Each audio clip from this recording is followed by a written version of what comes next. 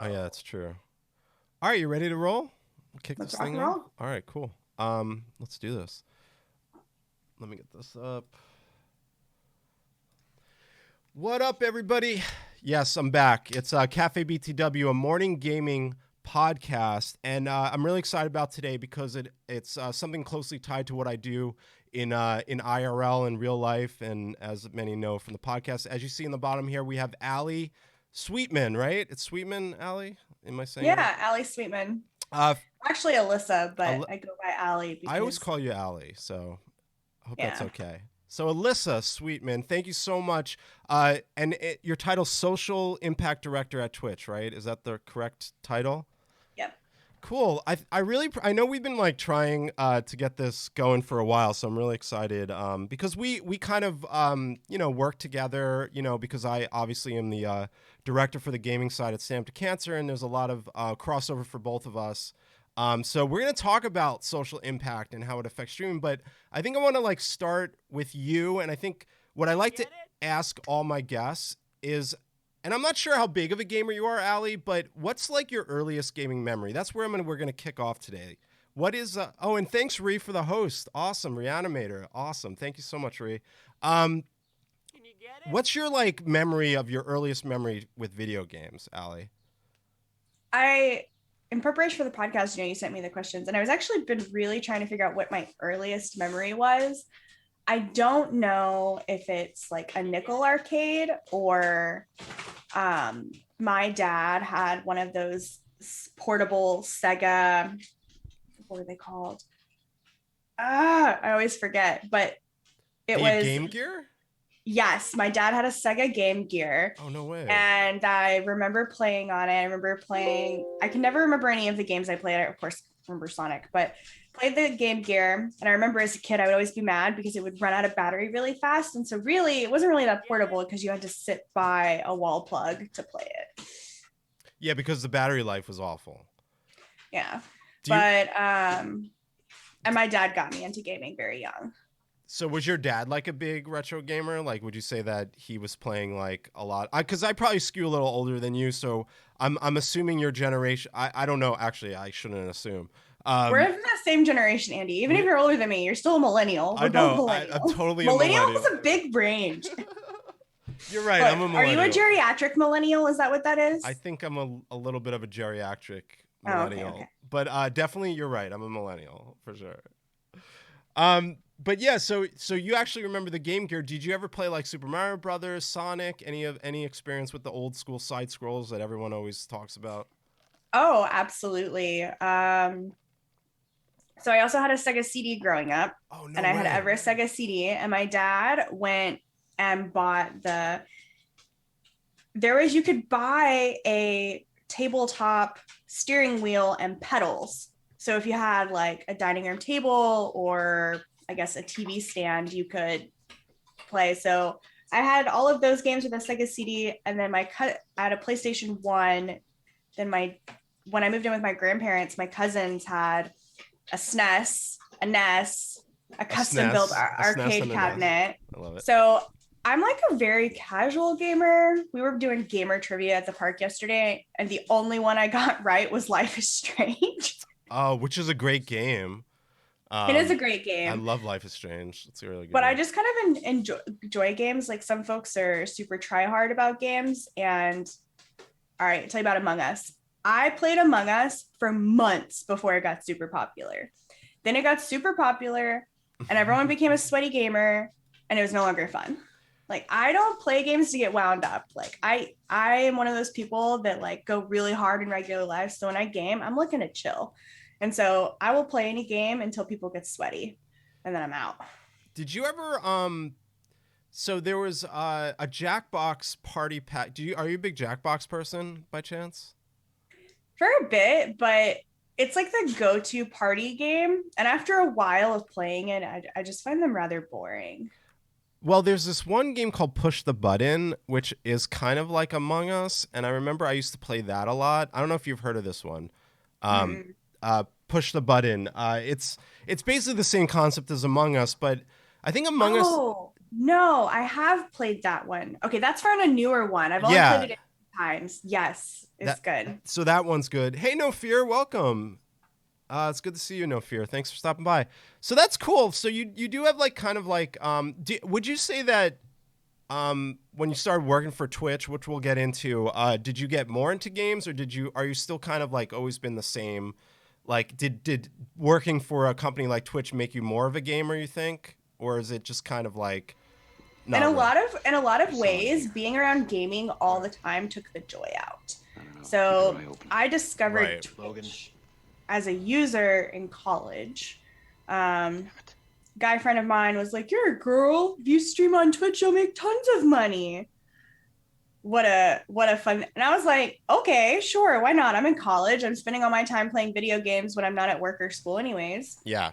So I started streaming on Twitch, and that's how I got into philanthropy with influencers and stuff like that.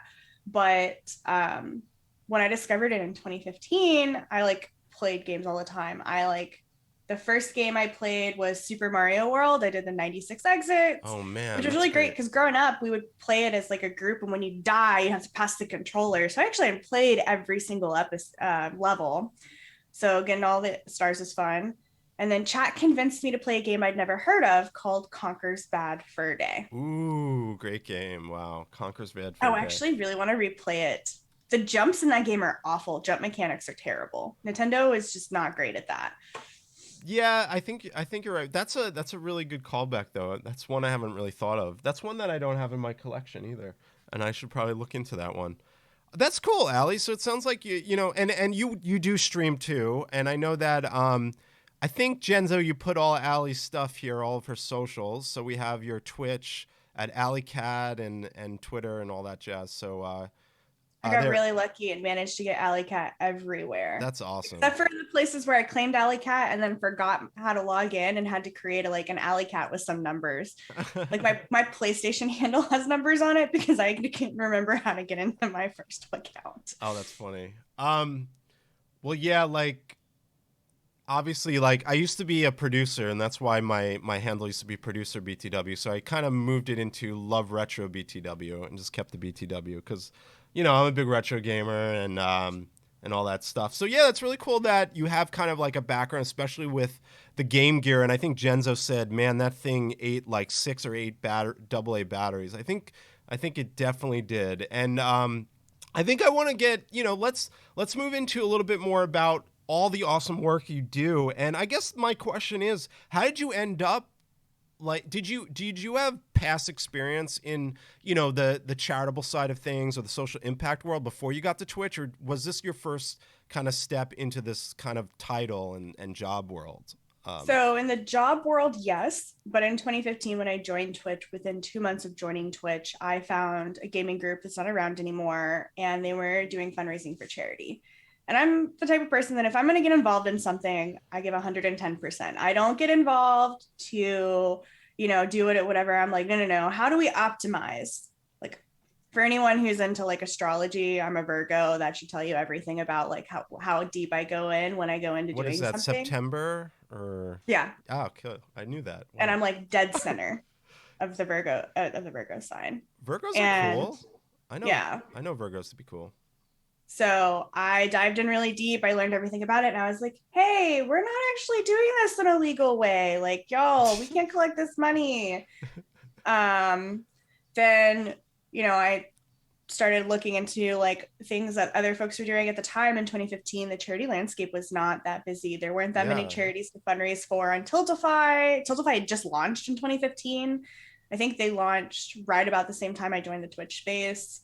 um Yes, and we had Brandon Linus on the show before, and I'm sure you know Brandon, yeah, who used to be with Extra Life, but he talked about Tiltify on this show. So we've covered Tiltify. So it's really interesting. I wonder how many nonprofits were on Tiltify in 2015. Do you know I offhand? don't, but I can say that I can take credit for getting American Foundation for Suicide Prevention on when I was in Wow. college. Wow. And so I did this through college. That gaming group broke up as, time goes on and people disagree, broke up.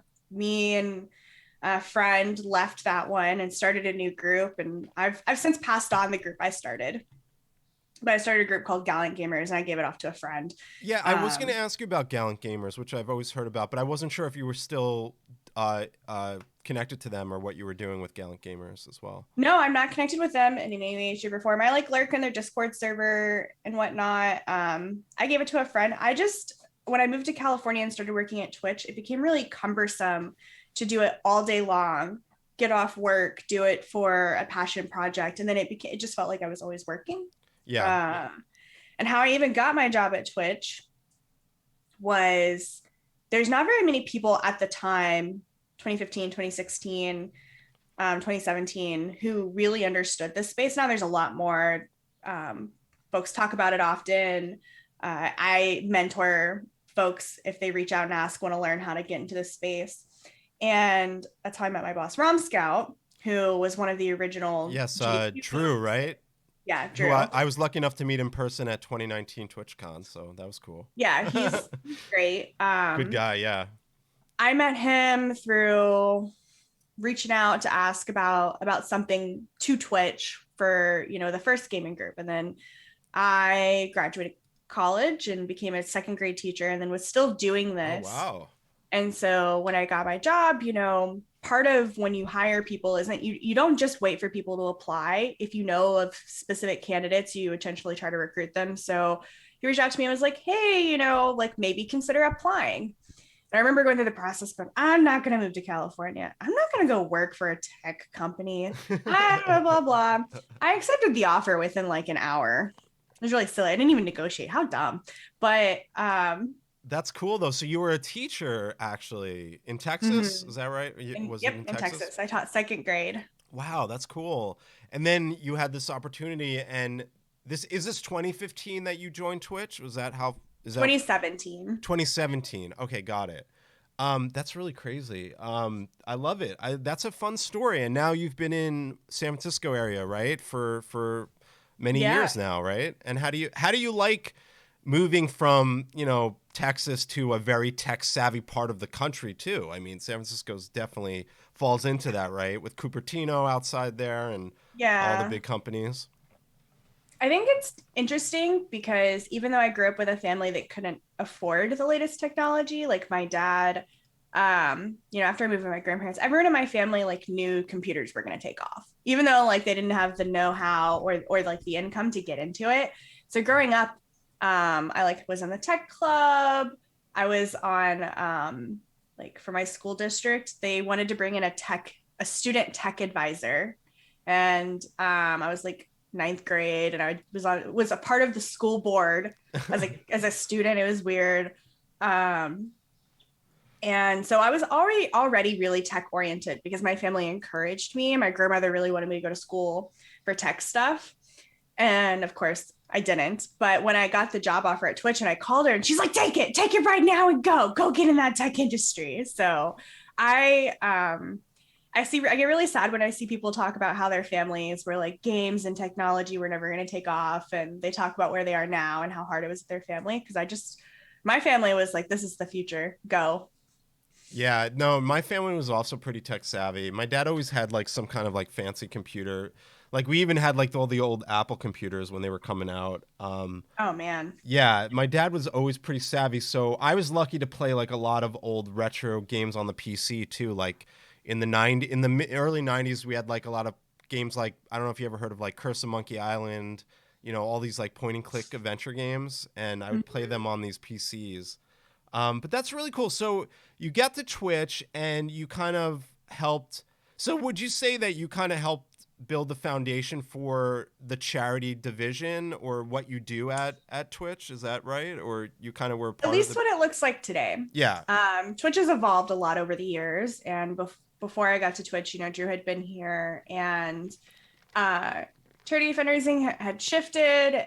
There wasn't as much like originally. I think it started out a lot as supporting like individual events. Where now I spend a good portion of my time. So when I tell people who ask me like, what does that mean at Twitch? I'm like, I help our creators do cool, good stuff on the platform. And a lot of that is spent, educating nonprofits or giving feedback to fundraising platforms or advising on to teams that are like, we want to do this project. how can we do it? Or in some cases, creators reach out and be like, hey, can you connect me to so and so charity? And if I'm able to connect them to the charity. Yeah, and obviously, I work for Stand Up to Cancer, and I've definitely, I think we met at PAX South when I was kind of early in my days, where I was starting to like make connections, and you definitely gave me some good advice, and you're always available to me when I have questions and stuff. So I really appreciate, you're kind of.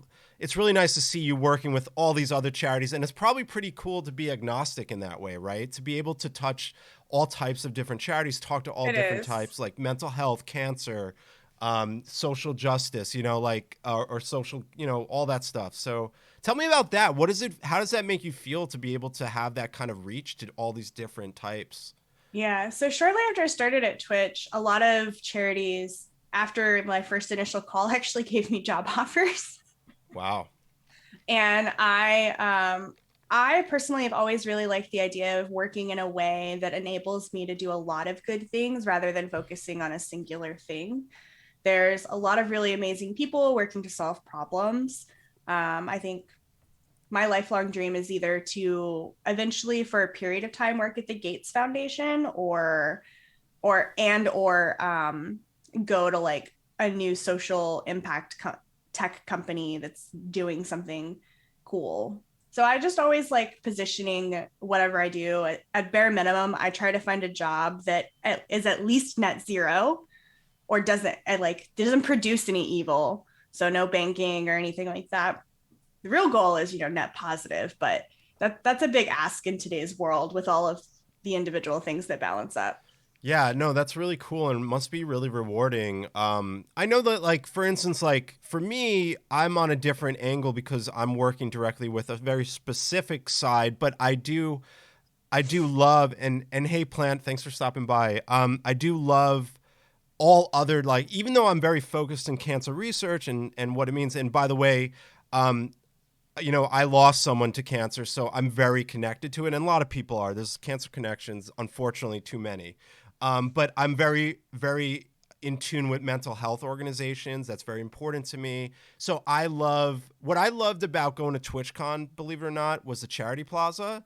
And I made for sure when I first started, like, I went to every charity and introduced myself because it's not like I'm competing with charities. Like that's what some people say to me. I'm like, absolutely not. We're in this beautiful space together and we're just touching different sides of things. And I appreciate other nonprofits that do cancer research. So it's really interesting angle for me as like being in a like more of particular side of it, but I really appreciate all the other ones. So I really envy like the kind of work you do because you do it on this like agnostic level and it's really must be cool. And I do want to make sure I mention a few other things like can you tell me a little about this XRSI? Am I saying that right? Or what is Yeah. I'd love to Okay. hear about So this.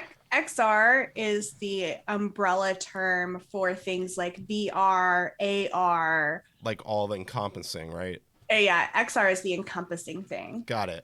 So XRSI is this nonprofit that focuses on a few things. They're focusing on, so Ready Hacker One is about integrity in journalism.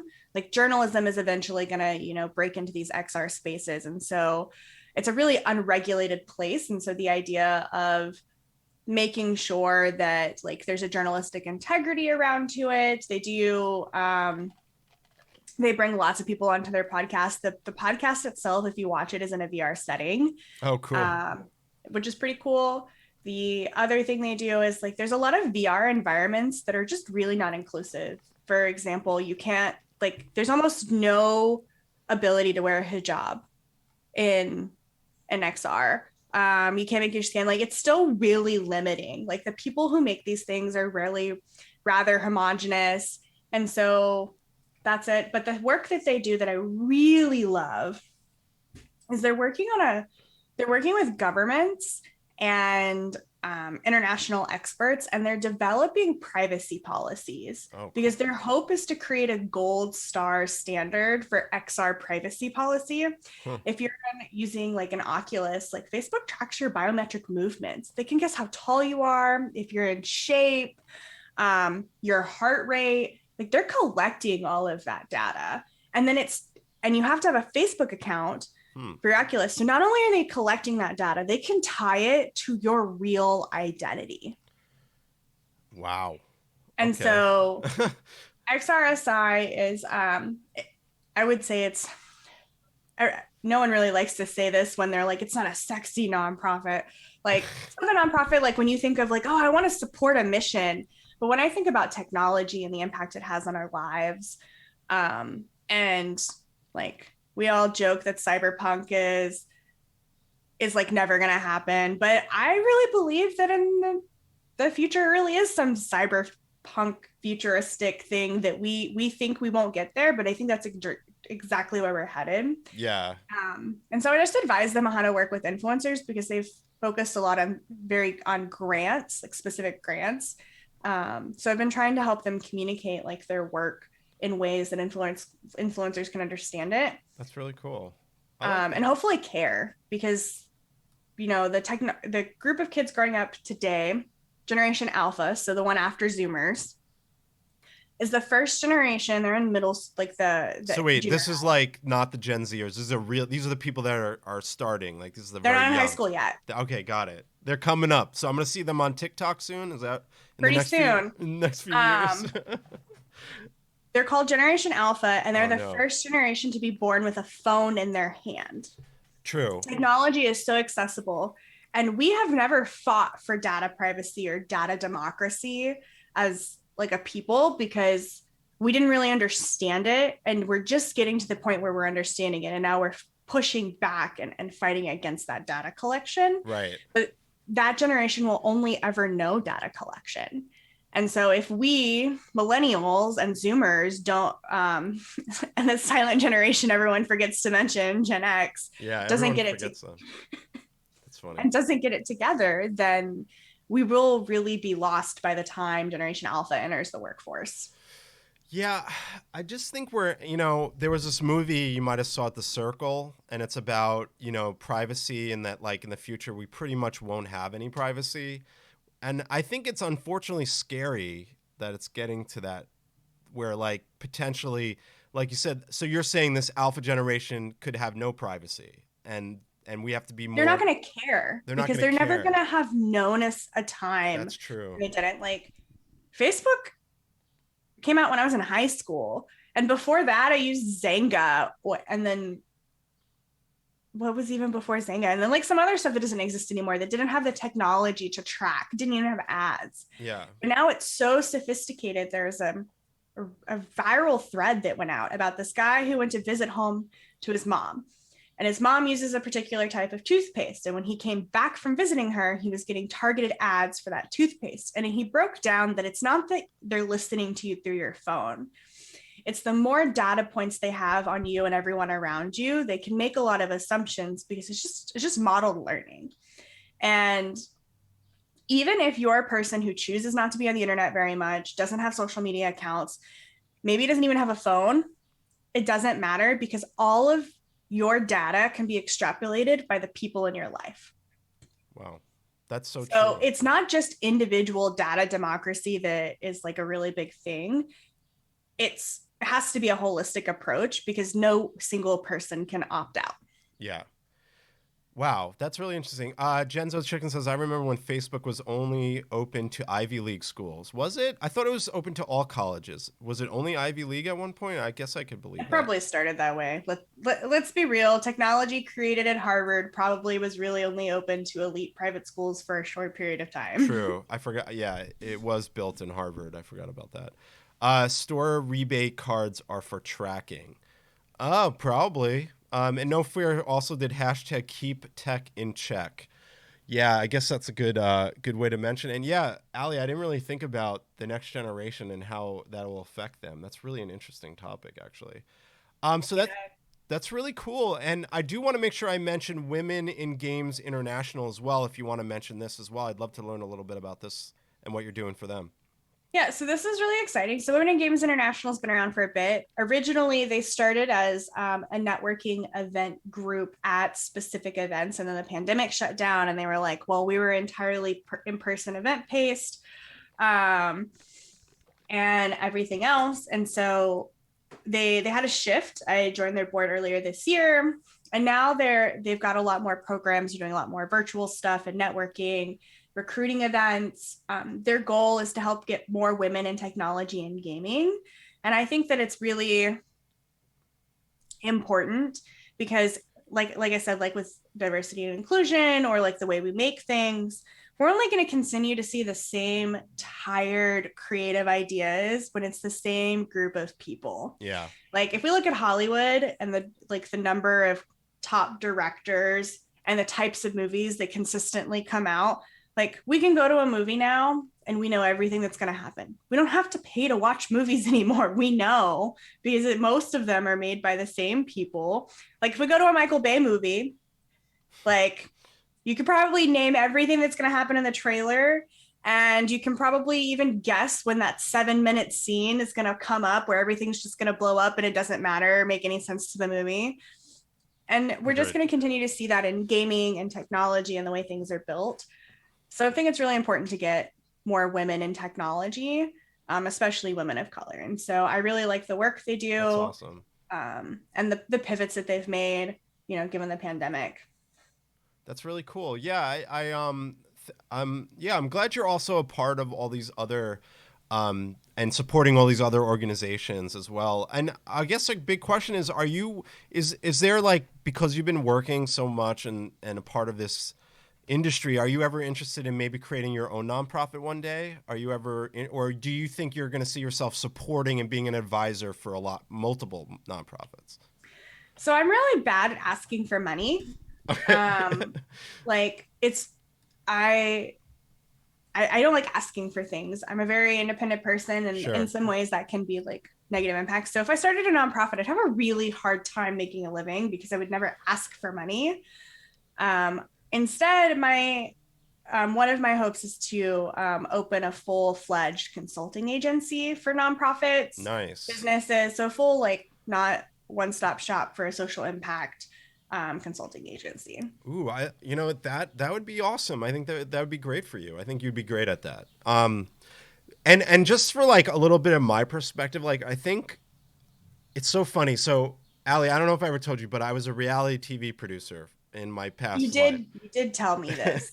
And I would have never imagined being in a nonprofit before, which is really interesting. So I personally have learned more than I've ever known about the nonprofit space by being a part of this industry. And the reason I got into the Stamp to Cancer job is because I was looking for a job in gaming, and I knew how to relate to influencers and streamers and content creators because I had a lot of experience, and also myself. But man, it's made me want to eventually. So I don't mean to bring up something sad. My dad passed away to a very rare cancer called anaplastic thyroid cancer. And it's like only 2% of thyroid patients ever get it. And it's just like not enough clinical trials around this. And I think that I would have never said that I want to start my own nonprofit until I really learned about how there's so many different parts of cancer research that aren't being researched. And that's my goal now, Allie, is like I would love to create like a small nonprofit that focuses solely on this side of the cancer. And I've never wanted to like start a nonprofit more than ever. Not because I lost my dad, but just because of like the experience. Like I want, and I think the way it's going to work for me is like I might eventually not be with stand up. I might start my own company, and then I would want to make a nonprofit that focuses on that. So Yeah, for me, I would that's like to really do one. admirable. Yeah. I have a dream that more nonprofits that are starting today and started by people, particularly.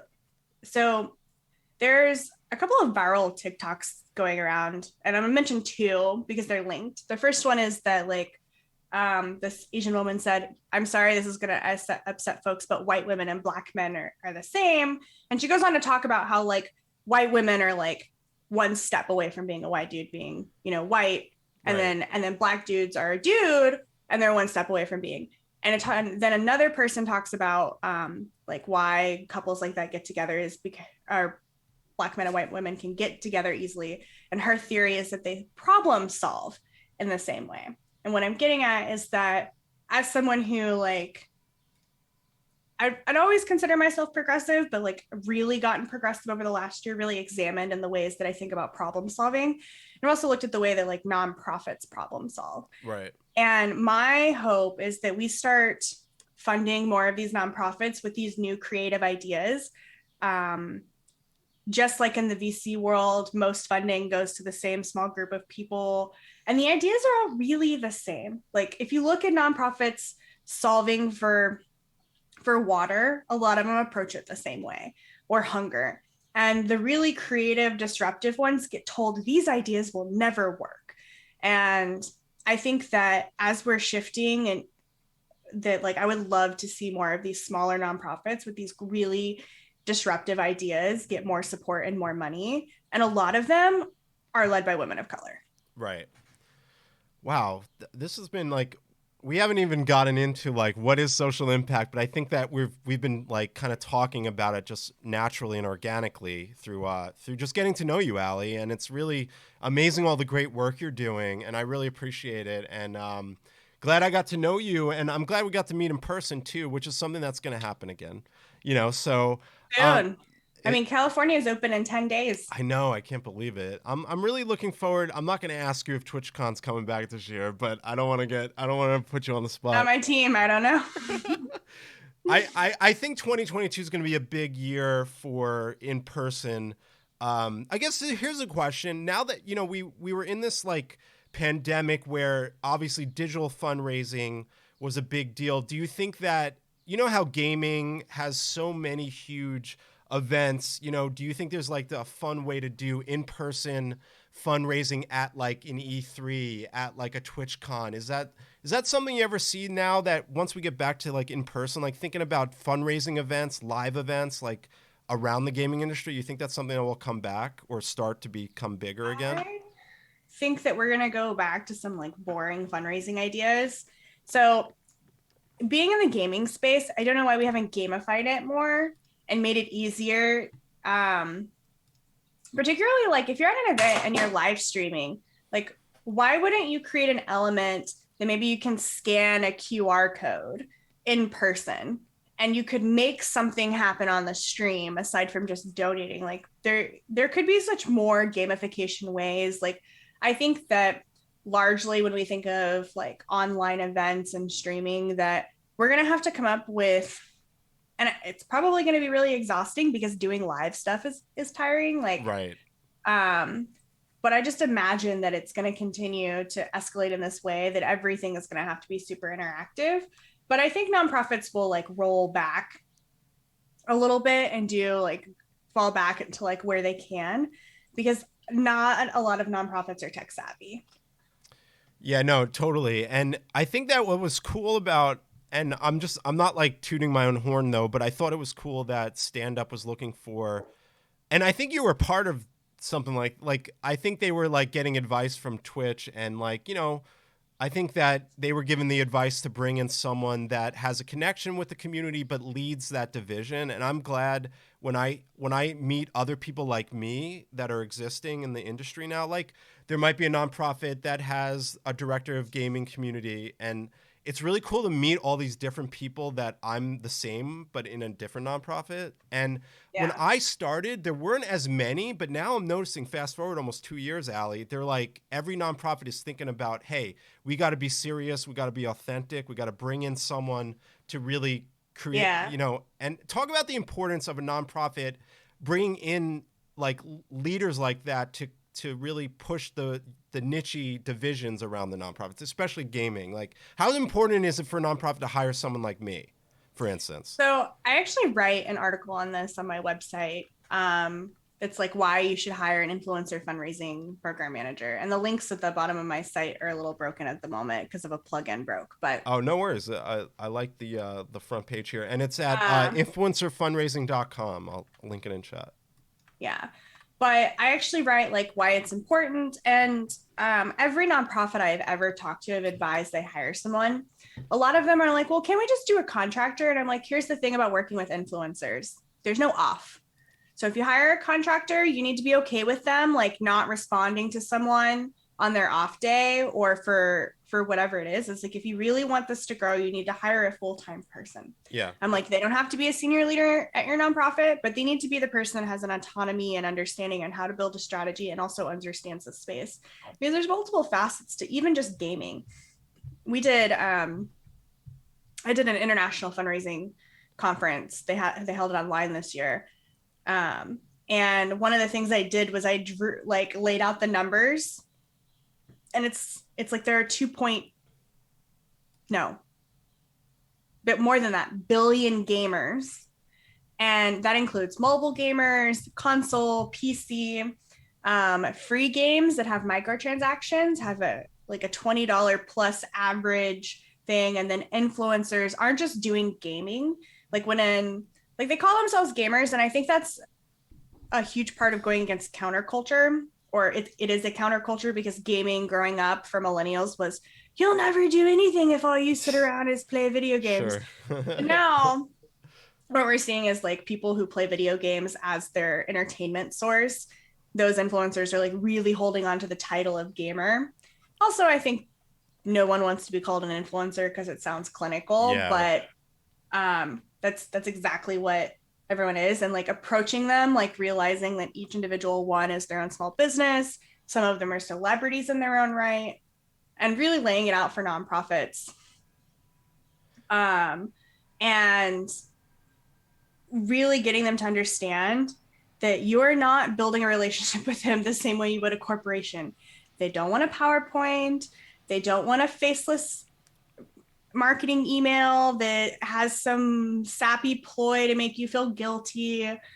They want to connect to a person. Yeah. And whoever that is at your nonprofit, whether that be someone that wants to learn the space and is willing, like, I have to applaud Carla at No Kid Hungry. I met her at TwitchCon 2 years ago. Oh, shout out Carla. I know Carla. Love Carla. She's fantastic. She didn't really know anything about the space, and she's like, Allie, do I have to be a gamer? And I was like, no, you just have to be able to talk to people. It's like, do you like action movies or comic books? And she's like, yeah. And I was like, there you go, you're a nerd. I was like, do you play any games on your phone? She's like, sometimes. And I was like, there you are, you're a gamer. I was like, you just have to be open and know that people are going to make obscure references. Feel free to ask and you'll be fine. And, No Kid Hungry has really grown, and they ended up hiring someone to work more closely with the influencers. That's great. And it's just about like really being open to it. Yeah. And a lot of nonprofits really want to approach it in this very mechanical way. And they also feel like it should be an instant success. And it's really hard because we are in the workplace designed and told consistently to only do things that can scale. Like no matter what job you're at, you're told, can I scale this to include more people? And at the start, it's not a scalable program until you reach a certain point. Yeah. And I'm really like, honestly, like, and I spoke to Carla. I remember when I started, I spoke to Carla and we like connected, and like, I've actually given advice to newer nonprofits that they like, sometimes Allie, they DM me and they're like, Andy, I see your title. I'd really like to pick your brain about the industry. And I'm happy to jump on and give advice like on my experience. And I'm really proud of the stand up to, shout out to the stand up to cancer community, because we've had, what I've noticed in the 2 years, the happiest side for me is seeing organic support, where that tells me that I've built a sort of foundation, and that organically people see us on Tiltify and Streamlabs, and they're like, wow, I'm going to look into Stand Up to Cancer. And I feel like I want to give them a place that they feel comfortable, and I could support them with any tools they need. So I'm really like proud of where we've come. It's been a long journey for me. And even as someone that understands gaming, it was still, wasn't easy to connect, but I felt like I could speak the language. So I think I had an advantage there. But like you said, you don't technically need to be a gamer. You just got to understand how to relate to, what a streamer is. Because right now there's more than gamers on Twitch. And, like we had a drummer. I'm sure you've heard of the 8-bit drummer. Like he's a drummer. He's he's not gaming. He's a gamer. But it's just amazing, the growth in the space. And I guess I wanted to ask you, while I have you here, What are some really good tips for a streamer that has never done a charity stream before? What are some tips you could give them on first maybe choosing the right charity that means a lot to them, and then how do they go about making a successful first stream as a small streamer? I guess just a few tips you could give us Yeah, would be awesome. so a lot of smaller streamers reach out and they're like, well, how do we make it super successful? We always send them to Creator Camp. I know you got one of them tabs open, but Creator Camp, yeah. is this the one? Yep, It's I'm on got it. we do have an article on charity fundraising, but there's other tips on like networking and growing your channel. And I think that one of the things is that folks feel like they have to go in hard all the time. Your first charity stream, like make it $100 and just hope to hit that. You don't have to have a huge viewership. Honestly, if you've got 5 to 10 viewers, like that could be $100 right there. Like 5 to 10 viewers, you're like, everyone, let's donate $20. Or and picking the charity is really important because one of the biggest flaws or like setbacks I see with people doing a charity stream is they fall back instead of talking about why the mission is important to them. They'll just be like, come on, guys, it's a charity stream, donate. And what you're basically saying Right, is right, that right. you're doing this thing, but you don't care that much. And people in chat are like, yeah, there's a bunch of charity streams or there's a bunch of charities. And you're not the thing that makes fundraising as an influencer so much different is that connection you have with your community, and your community can tell when you're being fake. It's Like so just like your true. friends can tell when you've got a fake smile or you're not really thrilled about something, your community can tell when you're fundraising for a charity, and um, that you're not that into it. And so hopping on a bandwagon can be fine, but you really should understand, like, what does that charity do? Like, why are you fundraising for them? Like, what is the impact? And if a charity has come into this space and talk to me or my team or like someone else who knows this space at all, they'll be told to have impact statements so that they can say things like X amount of raised helps this or do that. So the biggest pitfalls I see is creators setting their goals too big, Yes. which can feel really demoralizing as a smaller community. And then not learning what the charity is and just going, come on, guys, it's for charity. Make a donation. Yeah, that's not the right way to go about it, but I that's really great advice, Allie, and I will kind of speak to that as well. I actually, believe it or not, we have sometimes like new streamers join our Discord and they immediately, ask, that question, what should you set your goal to? And I always say the absolute lowest number that you feel comfortable with. It could be $100, right? And what I always tell them is that here's the great part. If you break that small goal, that's amazing. And then you could always up the goal another $50, another $100. And that's the beauty of a stream is when your community breaks a goal. It's so cool because that feels like you're all connected. And I've seen some charity streams where they're just like, come on everyone, just donate. And I feel like you said, don't jump on the bandwagon. Take your time to really think about your charity stream. And another thing, Allie, is incentivizing is really easy. There's so many fun ideas you could do to incentivize. It Yeah. could be $1 and I'll write, on a marker your name on my face, right? Or So stickers. I've actually stopped telling people that that's the only way to like that's the key to a successful thing, because I don't believe that you have to incentivize your community to donate It's in that true. way. That's true I think too. it can be fun and you can build your content around that. But I have also seen successful streamers who don't do that silly stuff and they don't have um, and they don't like do super incentivized stuff, but they still hit their goals. And what I've noticed about those folks is that they're really authentic with their community. And so sometimes you might see a streamer have like crazy incentives and it's almost a trade-off from their authenticity Yeah. or like having to talk about the charity, because it's much easier to say every $5 you donate, I'll eat a Bean Boozled, rather than talk about like whatever difficult thing that nonprofit's trying to solve. That's a very good point. Both are really good, and incentives do absolutely work. Incentives that impact your content work infinitely better than giveaways. But the best route is authentic conversations with your community. Yeah, that's great. Yeah, it's like, you know, and I always give our streamers talking points so that they feel like they have all the information in front of them, so that I try to help them as much as possible share our mission, because I think it's important when you talk about that. Because you know what happens when you're a cancer organization, a lot of the donors have cancer connections, so they'll donate and say, this is for my dad or this is for this person. But it's always good to give my audience some, so they understand what kind of research Stand Up to Cancer does, and they could speak to that. And by the way, Lamar said, I've set my goal too high, but I don't consistently badger my viewers. And that's okay, Lamar. You could totally keep your goal as high as you want. As long as, I just don't want streamers to have that anxiety that they didn't raise enough. So I always make them feel like if you raise $10, that's amazing. Like every I little don't bit counts, you know? Andy, I'm going to interrupt you just for a Yes. second. The game that was just showing, that Toy Story game, is the hardest game to have ever Oh, the existed, Toy and I Story. have never beaten it in my life. That's a really tough game. Yeah, I have this random retro game montage going on. There it is. Like, I hate this game so much. Like, now I'm like, maybe I should just play it today.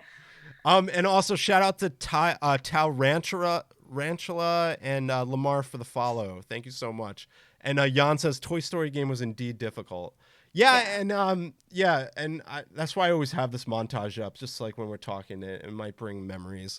Um, Also, around setting goals too high, I try to tell people it's not about what you think you can do.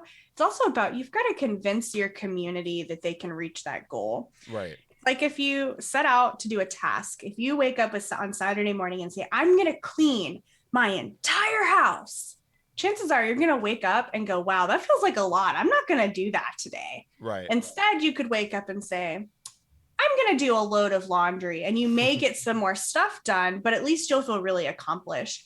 And there's some psychology around that. So setting your goals, I don't know. This stuff is like really fascinating to me, like the way you can get people to do stuff or talk about it, or the psychology behind these things is incredibly fascinating to me. Yeah, and Allie, we're kind of at the back end of the show, so I have a few other quick questions and advice to ask you since we have you here. Maybe not advice, but what are your thoughts on the publisher developer side? And I think I've noticed, in particularly, there's a lot more, social good that the developers and the publishers are doing more than ever. What's your perspective on that, and how publishers are getting involved and working with streamers on charity events? Are you seeing a lot more of that these days? So I am seeing like some publishers or developers go live on Twitch and fundraise that way. What I would really love to see is more in-game items, Yes, like which is awesome. emblems. Like, how cool if Valorant, for their Pride Initiative, like they put out Pride flags, but what if you could purchase a Trevor Project flag, and that money went to a donation? And I think that, that model doesn't work for every game, but mobile games, free to play games, and games that don't have like a storyline, I think are really, really have a great opportunity to engage like their gaming audience, because then they can hit the folks who don't stream, who don't watch influencers and just want to play the game, but then maybe support the mission. And I also think that I love how Apex is like starting to incorporate the community into their game. Like Eric Ishii voiced a character, and they did a lot of cool stuff.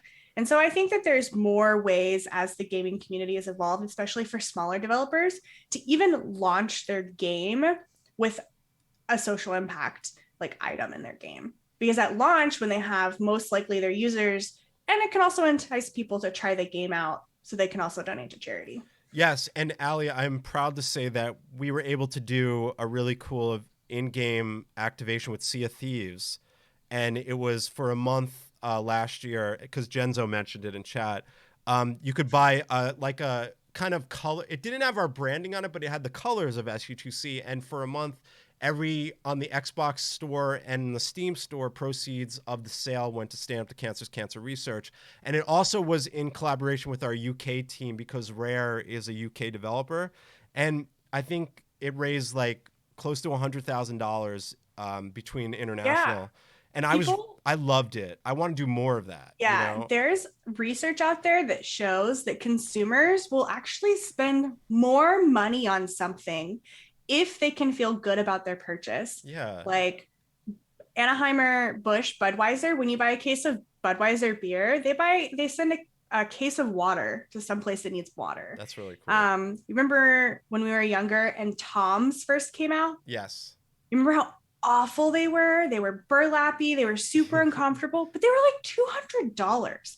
And I had people coming to school being like, look at my new shoes. And I'm like, these are the most ugly things I've ever seen. They're like, I know, but you know what's really cool? They sent 3 pairs of shoes to some people in another country that need shoes.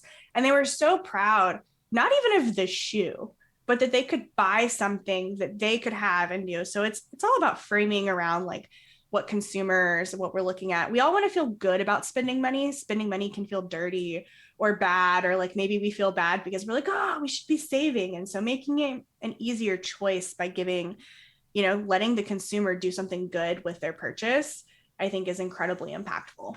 Yeah. And I always think about, that's been my, like, yes, I work with streamers and content creators, but I want to work as a gamer myself. I love working with publishers and developers on how we could do social good. And I guess I have a couple of, what do you future questions to kind of close out? What do you think of the charitable landscape going forward in the streaming gaming space? Where do you see it? Do you see it increasing more and more? I know in 2020 it was very impactful, right? And I think 2021's been very impactful too. But where just kind of like from a personal perspective, where do you see things going? I don't know. The space is getting a little crowded now. And every charity is like when they enter a space, they want to be as big and as successful as the biggest nonprofit that does the same activity.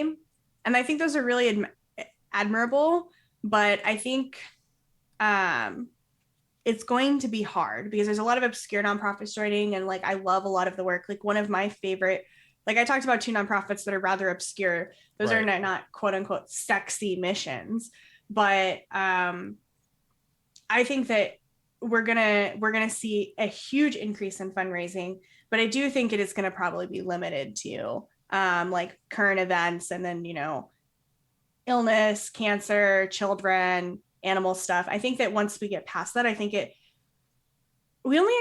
I believe as humans have capacity to care about so many things at one time. And so we stick to the things that are really easy to care about a lot of the time. And so I have a really strong inclination that I think that it's going to get harder and harder for new nonprofits joining this space.